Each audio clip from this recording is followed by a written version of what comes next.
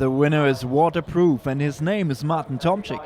In the rain at Brands Hatch wins the 7th season crown to take the lead in the DTM driver standings. Victory for Tomczyk and Audi.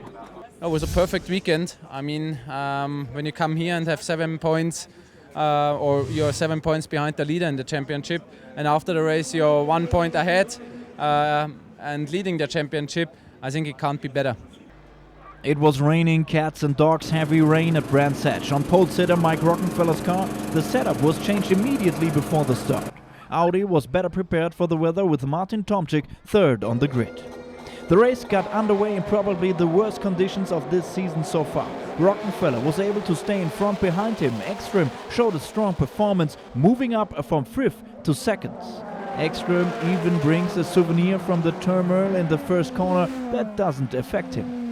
Timo Scheider's title hopes were dealt in a major blow. With this spin, he bows out of the battle for the championship title. Yeah, disappointing race, no question. Coming from P12, I could catch up some cars in the first 2 corners, and then coming down to turn 3, someone hit me on the rear left and I spun off. Mercedes-Benz is running behind. Jamie Green has enough trouble by himself, making 2 mistakes in a row. And the DTM points leader to date, Bruno Spengler in the silver-colored car, only in 7th place. The battle for the championship is completely open again. Mercedes-Benz head of motorsport, Norbert Haug, is self-critical. In the heavy rain at the beginning, we surely weren't good enough.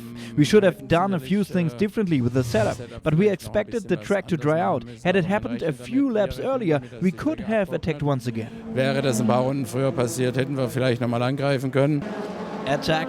That was Martin Tomczyk's motto, overtaking Ekström and Rockenfeller to move up into 1st place. And he also escapes without consequences from this drive onto the green. Brands Hatch is just slippery. Pole sitter Rockenfeller experiences too. He is pushed by Schumacher and only ends up 6th.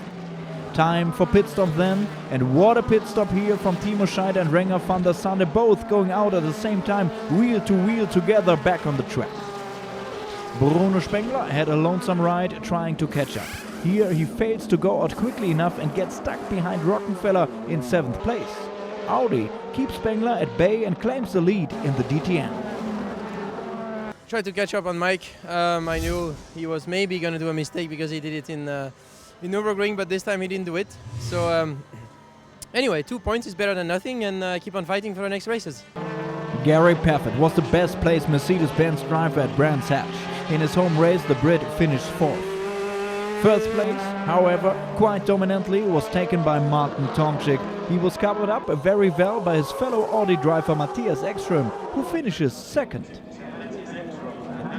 Finally, 2nd over the line, but it feels a victory because Audi had a great day, Martin had a win, and I'm 2nd, and for that it's all great. Edoardo Mortara completes a perfect day for Audi. He ends up 3rd, the result of Brands Hatch.